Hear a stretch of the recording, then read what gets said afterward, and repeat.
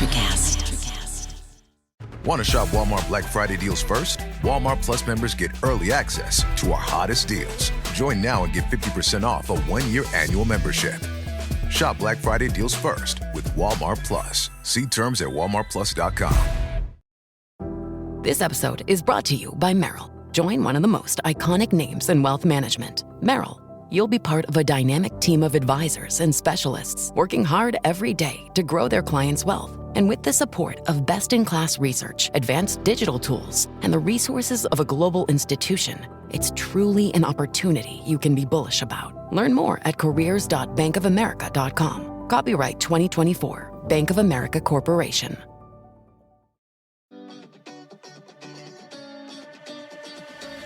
Welcome to Her Extraordinary Life by Design, where we celebrate women who are shaping their lives one extraordinary day at a time. I'm your host, Railey Gaudet, self-care coach for women who are ready to make self-care a priority to support them in life and business.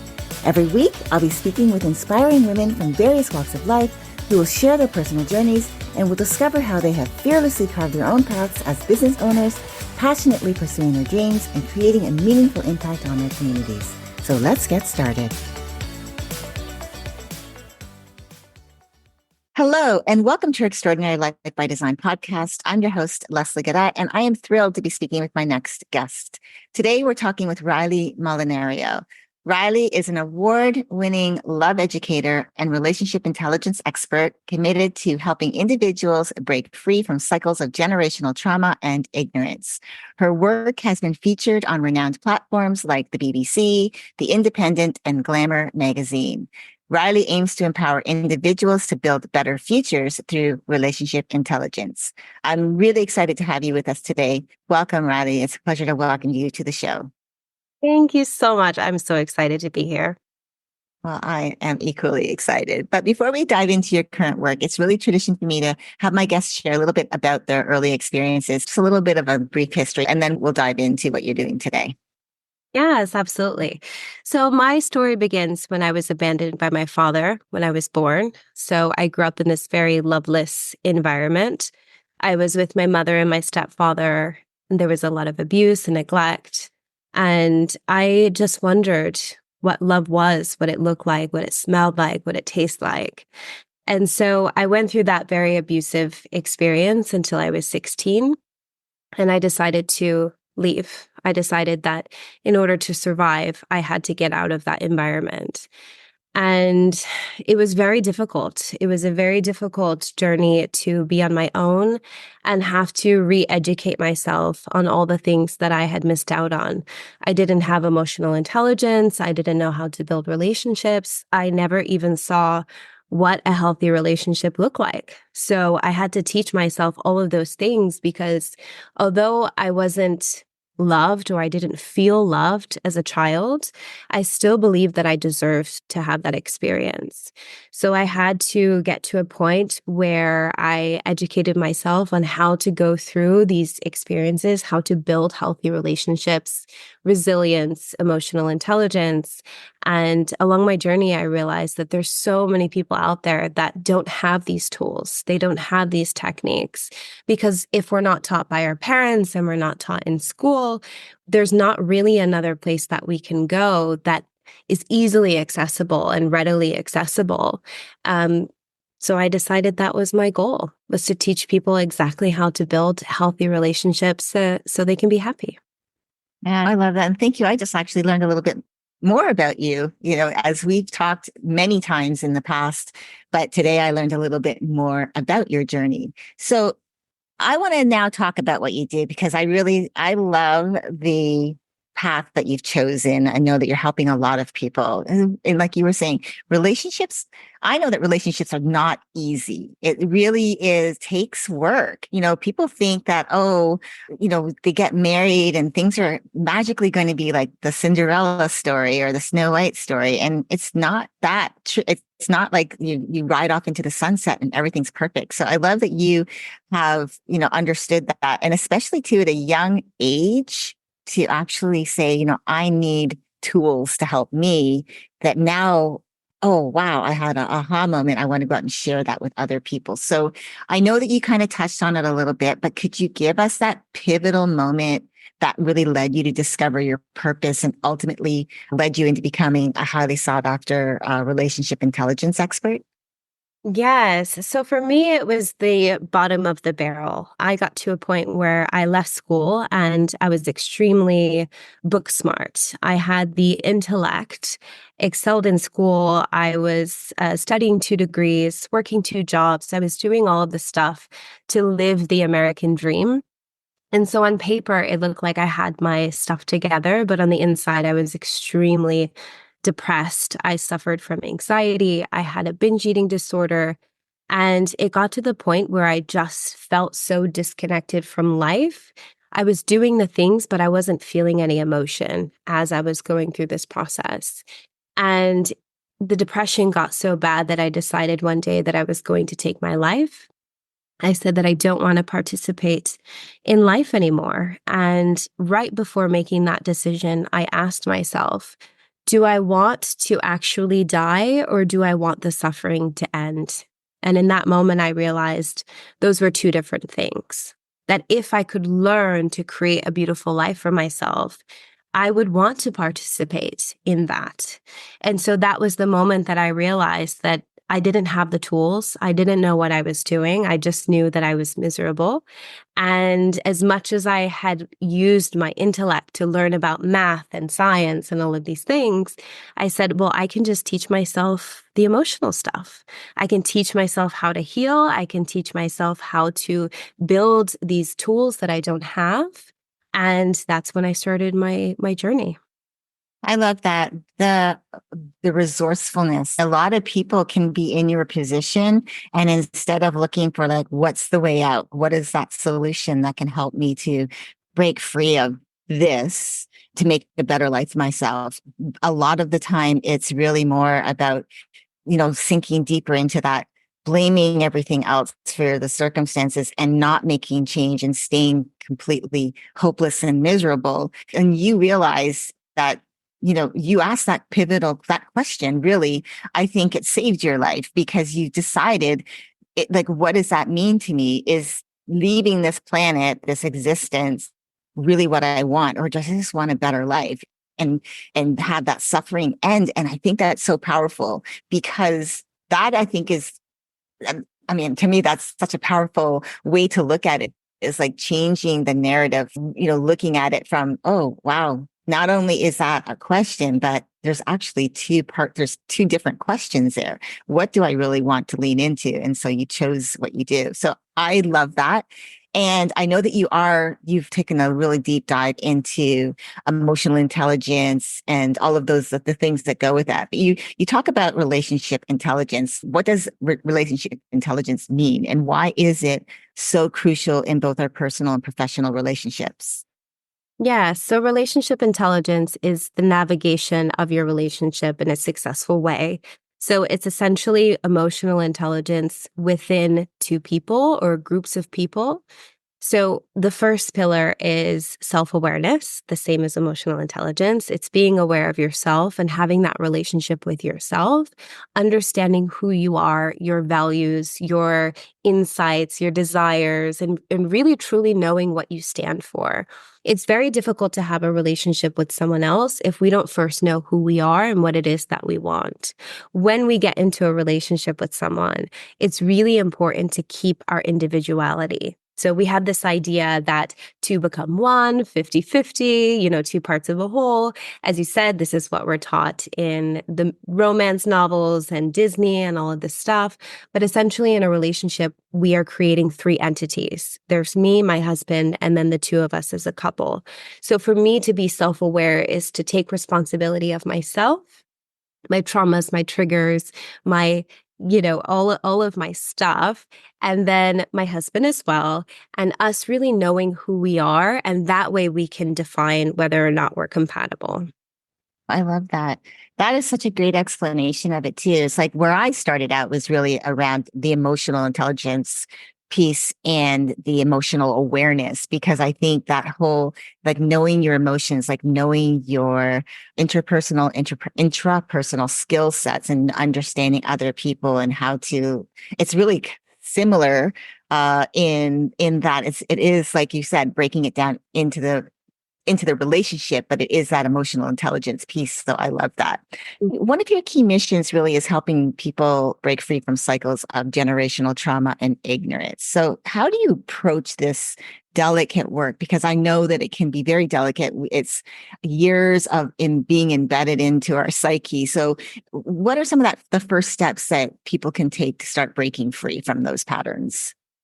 The first step is the awareness aspect and understanding who you are and what traits you bring from your parents, from your grandparents. What are those things that you're repeating that aren't conscious decisions, but rather they're inherent habits? So understanding that when you were growing up, you were mimicking your parents. And a lot of times in your relationship, you see your partner as all of those aspects of your parents that you don't like when it comes to having an argument.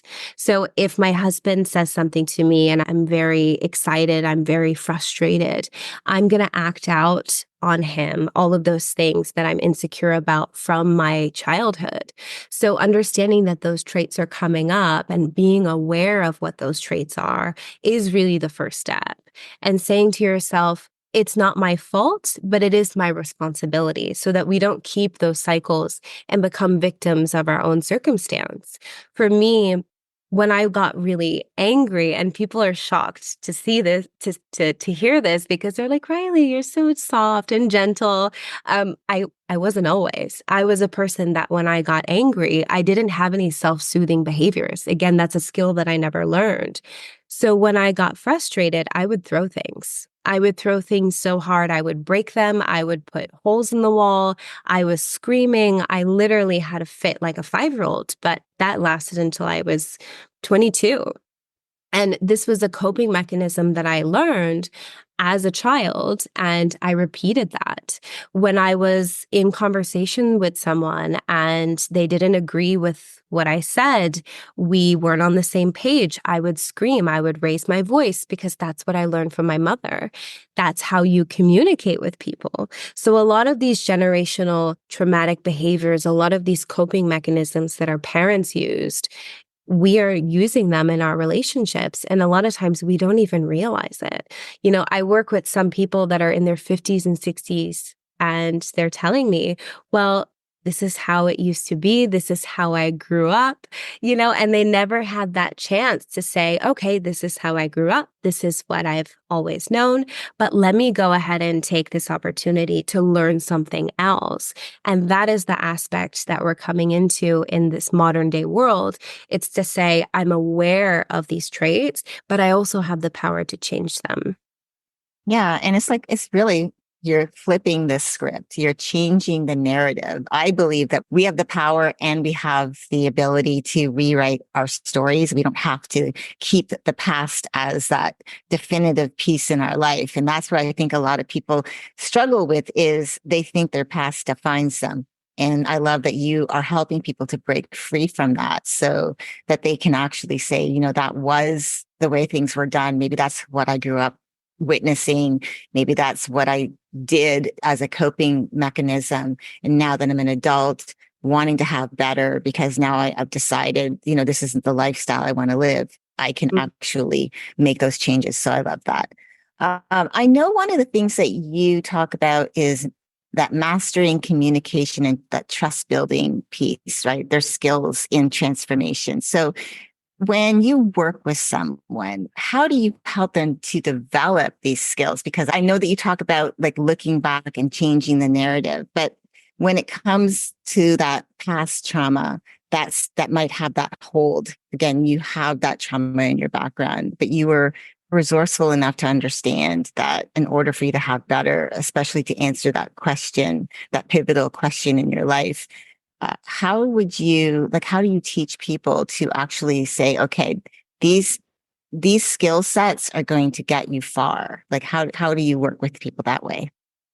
Well, the first thing, again, is awareness. That's the first step of everything, because when people understand things, it's so much easier for them to grasp how to do them. So when people come into my community, the first question I ask them is, when did you learn how to have a thriving relationship? How old were you? Who taught you? And that light bulb goes off and they're like, I never learned. No one ever taught me. And so giving people the awareness to realize that they don't know how to communicate. And so they fight, they get frustrated in conversation because they don't know how to communicate. And they were never taught how to communicate. But if they learn how to communicate, then their relationship runs so much more smoothly. So getting them to understand where that ignorance comes from and saying to them, this is not your fault. You just haven't been taught. But now that you understand, again, now it's your responsibility to learn. So I teach my clients the same way you would teach a 5-year-old how to tie their shoes, step by step. And to be honest with you, everything that I teach is very simple. The way that I break things down is very understandable because this isn't rocket science. It's actually quite basic. It's not the understanding that we struggle with once we're taught. It's the implementation that takes the patience and the time. So when a couple comes to me, a lot of times they'll say, well, we communicate all the time. And I say, well, you do a lot of talking, but there isn't a lot of communicating because those are two different things. And so teaching them how to have the patience of having one speaker and one listener, we're not talking over each other, explaining to them what it means to understand, because, a lot of couples say, I don't understand my partner. I don't understand, why you would do this and that. And teaching them that you can understand your partner 100% of the time, because understanding simply means comprehension. I comprehend what you're saying. Now, I may not agree with you. Those are two different things. So it's okay to say that you understand your partner, but you disagree with their perspective, their opinion, and really showing how that communication looks like. It's very basic, but teaching them also how to implement this once they get frustrated, once they get angry, that blood pressure is rising, they sort of have that out-of-body experience where they're being reactive as opposed to responsive. And doing it time and time again, showing them each time you have an argument, it's an opportunity to learn and to implement this stuff. And going on a weight loss journey or whatever it is, if you have the resistance and you push through, you will understand how to do it. Yeah. And it just takes time. I think we have to just give ourselves that little bit of grace that it's not going to happen overnight, but if we just keep doing it one step at a time, like you were saying, baby steps, doing it one step at a time. That's, I think, where people get so impatient because it's like, I want it to be fixed already. And it's really not about fixing something. It's more about just evolving into a better version of yourself by learning the listening skills and being able to communicate in a way that you are getting across what you truly mean so that the other person can fully understand you. And then you can have that dialogue. And even if you don't agree, you don't always have to agree, but at least you can respect each other's opinion. And I think that will lead to healthier relationships for sure. And I think that's where I think what you talk about love education, like for society, I think for me, I would want to know when you're teaching people or what your thoughts are about teaching people about love, respect, and compassion and what that can do to create broader changes in society because of what you do. Have you seen the impact from not just the couples, but have you seen a ripple effect in relationships for them? What impact have you seen from your work so far, really, is what I wanted to ask.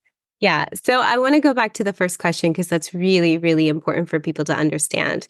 So I'm not here to play semantics. People get to define love however they want, right? But in my opinion, it's really important to differentiate love and a thriving relationship because those are two separate different things. So for me, according to science, according to the textbook definition, love is a deep sense of affection for someone. It's a feeling.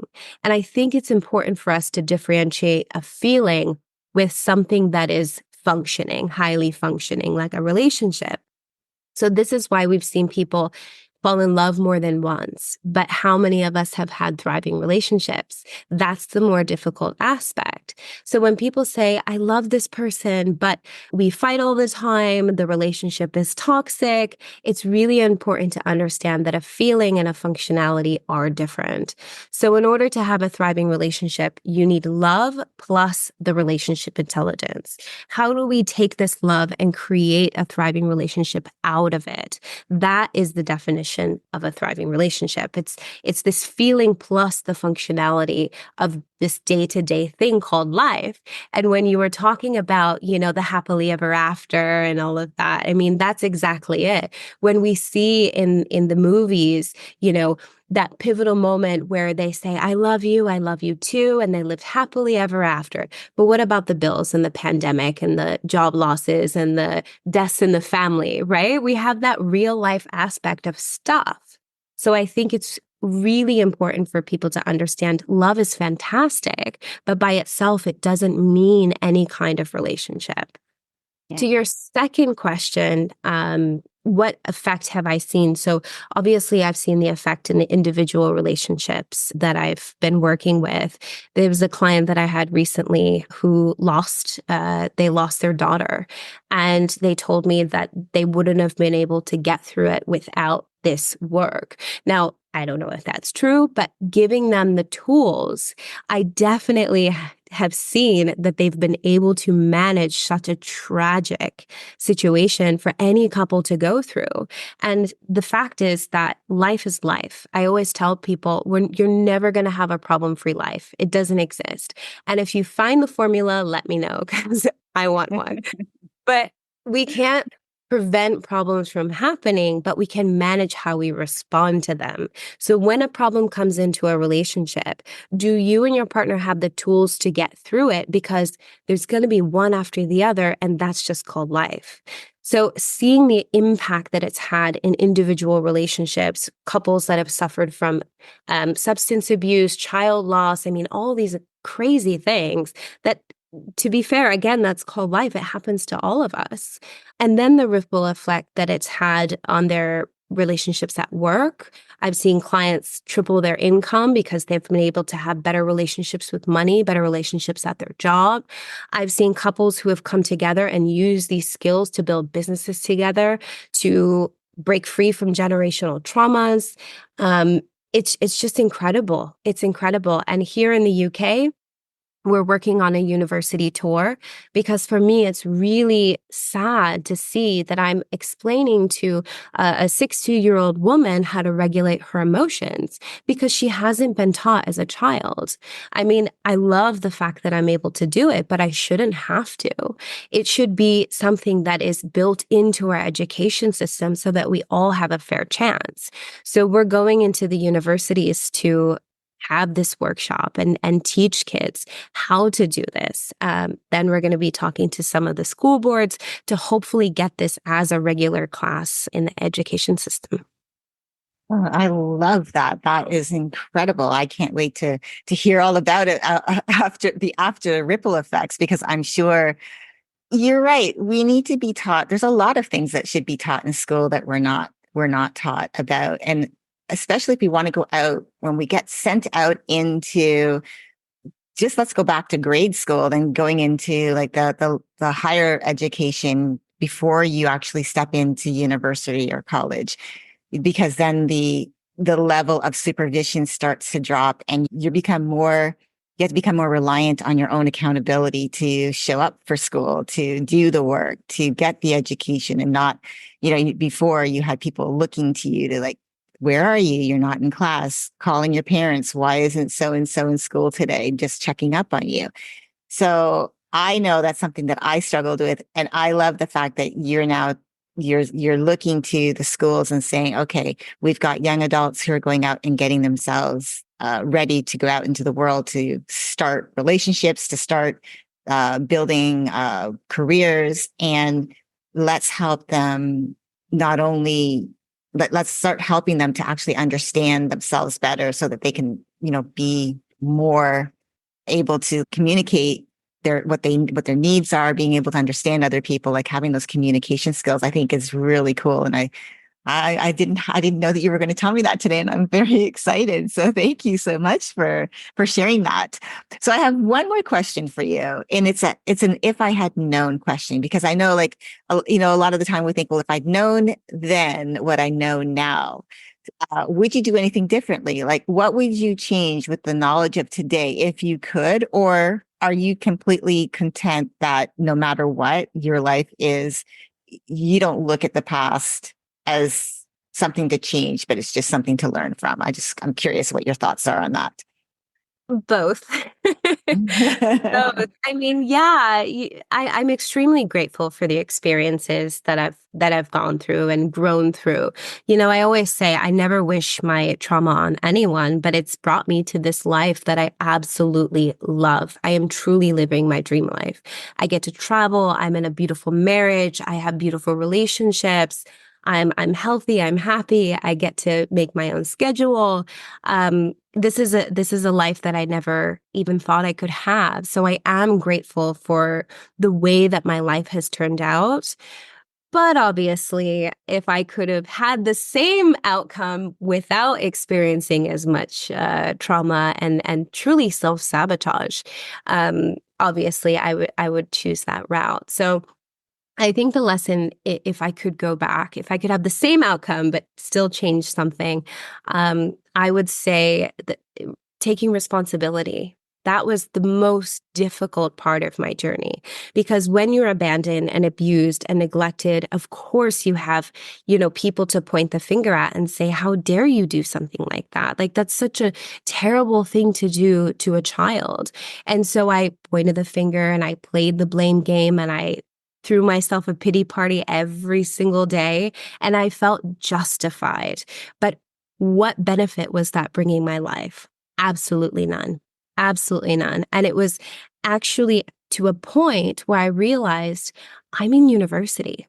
I have my own apartment, my own car, my own money. My parents aren't doing those things to me anymore. I'm doing this to me now. I'm the one reliving the trauma. I'm the one who's in this negative mindset. And I realize that's self-sabotage. And I have to stop playing the blame game and say, you know what? It's not my fault, but it is my responsibility to get through this. And that was the most difficult lesson to learn. But if I had known it sooner, I would have saved myself a lot of headache. Yeah. But I think too, also your experience in life is really beneficial, because now the way you show up for your clients in such a powerful, knowing way, because you've been through those types of moments, maybe not exactly the same experience as them, but you can understand, at least coming from that place of understanding. I've been there. I know what it's like to actually beat myself up, making myself, having that pity party, doing all the things to myself, and not even recognizing that I've continued the cycle when it could have stopped when I walked out the door. So I love that. Railey, I am really, really happy. Thank you so much for spending time with me and sharing your story and your expertise around relationship intelligence. I'm really inspired by how you've turned your own challenges into a mission to help others break free from limiting patterns and to build healthier, more fulfilling relationships. And I'm really, really super excited that your contact information is in the show notes, so our listeners can really connect with you directly and learn more about the incredible work that you're doing, because I know that what you have shared today is going to inspire many people to take steps towards creating stronger connections in their own lives. So thank you so much for taking time out of your busy schedule to spend it with me. Thank you so much. You're amazing. Thank you. Oh, thank you. And to our listeners, I hope today's conversation has encouraged you to take a closer look at how you're showing up in your relationships. When you take a closer look at who you are being and commit to doing the inner work, it brings you closer to becoming the person you want to be. It's through going deep and doing the inner work that true healing and transformation happen, allowing you to show up as the best version of yourself for you and for your relationships. Until next time, keep dreaming, keep believing, and keep designing your extraordinary life one day at a time. Thank you for joining me on Her Extraordinary Life by Design. I hope you've been inspired and empowered by the incredible stories shared on this show. If you enjoyed this episode and the conversations we've had, I would greatly appreciate if you could take a moment to leave a review. Your feedback and support mean the world to me, and it will help others discover the podcast and join our empowering community. Remember to hit the subscribe button so you never miss an episode. Together, we can continue to learn from these amazing women, uncover their extraordinary journeys, and be motivated to create our own lives by design. Thank you again for tuning in. Until next time, stay empowered and keep shaping your extraordinary life one day at a time.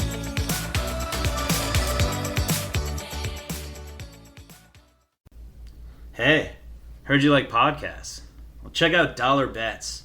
Two sports guys with faces for radio, betting live money against each other on air. That's Dollar Bets with a Z. Find us on the Winner's Edge. Ever thought about starting your own podcast? Do you have a business or a message you want to share with the world? Well, now it's easier than ever with Electricast. Hi, I'm Mark Netter. And I'm Peter Rafelson. We're the founders of Electricast Media. Whether you want to start a new podcast or already have one, join Electricast to grow your audience, monetize your content, and build your community. With our simple sign-up, you get free promotion, world-class analytics, premium ads, and personal support. Go to electricast.com and join our community today. Electricast. Transform your influence. Electricast. Electricast.